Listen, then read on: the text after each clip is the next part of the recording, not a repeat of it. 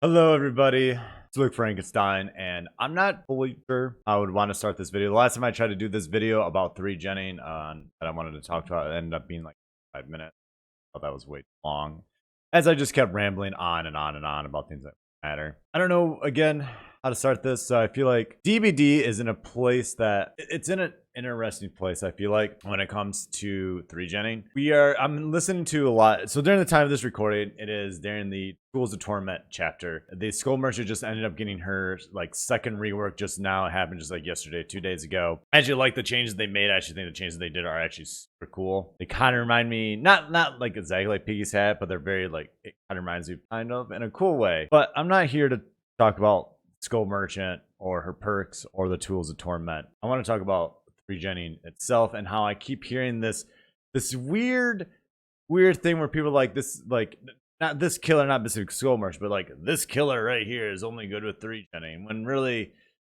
every killer is good with 3genning. I know that. I just find that strange to me. 3genning is a very powerful tactic that any killer can use, doesn't matter which one they want, and it can sometimes be so bad, especially if they bring certain perks like brine with like overcharge, let's say, for example, like that, and they just hold down 3 generators and keep kicking them, and they're able to lock those 3 generators out. And unless the survivors are willing to work together and spend the next 35 minutes to get that one generator done, the killer's going to win. This usually happens because of the way gens spawn in the game. For you don't usually, I don't know like every little detail on how gens spawn, but basically each map is divided into smaller tiles, right? Imagine like jigsaw puzzles, right? And put them all together and it makes a picture, like in this case the DVD maps. What happens is on each of those jigsaw puzzles, a generator will spawn in like 1 or 3 places. What will happen sometimes is gens will spawn on separate jigsaws, but they always somehow will end up like next to each other. Unless you can get 3 gens super close to each other. And this can cause issues for survivors. Now, of course, there's always the other way with survivors where gens are super separated and the killer chance. But in that case, the survivors can get the gen done, the game continues on.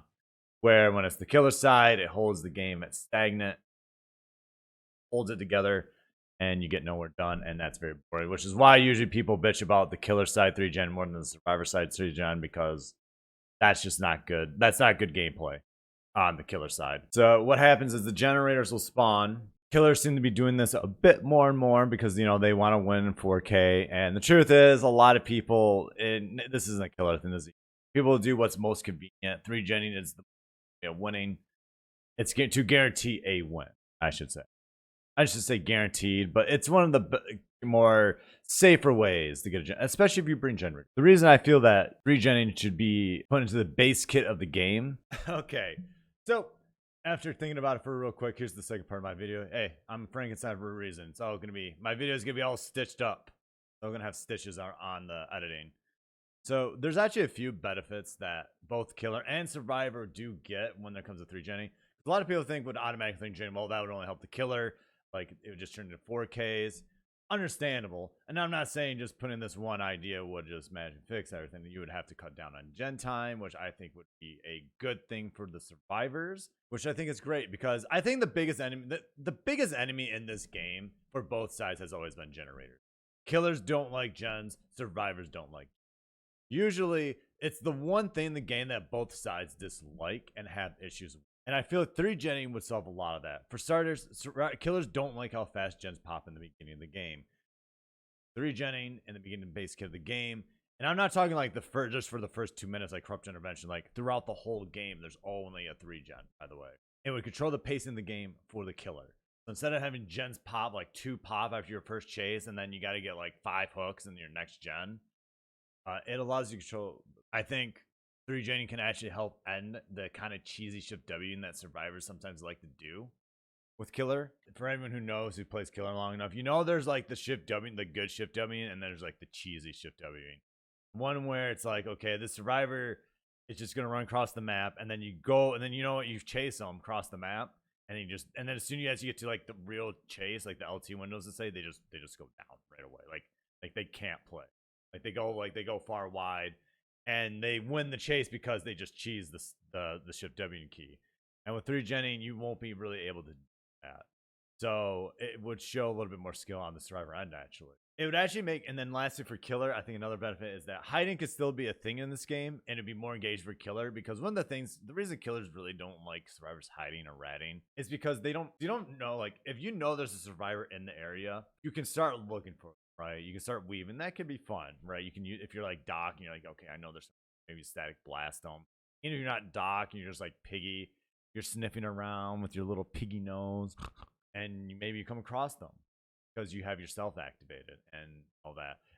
These are just examples. I do think hiding would be a bit more engaged for killer because killers just don't like hiding because they don't know where they're always at. And it's just like, I don't know if there's someone here, and then you leave and you, yeah, that's all it is.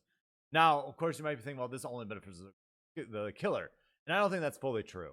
I think actually 3 Gen would actually benefit survivors quite a bit too. Starters, you would have to, like I said, cut down on gen time from 90 seconds down to 60 seconds, right? That's less gen time for survivors.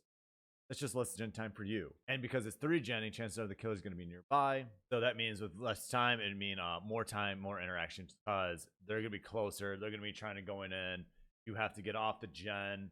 Maybe you have to get back on. Maybe there's a teammate on a hook. So like everything's a bit closer. And I think that would make it a bit more entertaining. And then it would also create actually more team orientation for the game instead of everyone going off to separate parts of the gen, which would be a huge issue, and keeping all the gens together. Survivors leaving the map going AFK just cannot happen anymore.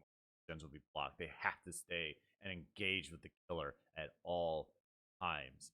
So that means that, you know, maybe someone goes down, but because gens are so close, you may have a chance to get that gen. It just allows more interactions with that are just AFK on a gen while they go have their chase, and then you're waiting in line like a Disney person. You're waiting in line for the killer to chase you, and you finally get chased, and you have a little fun. All that. I think this would allow just always that more engagement. Now, do I actually think this could ever work? Probably not.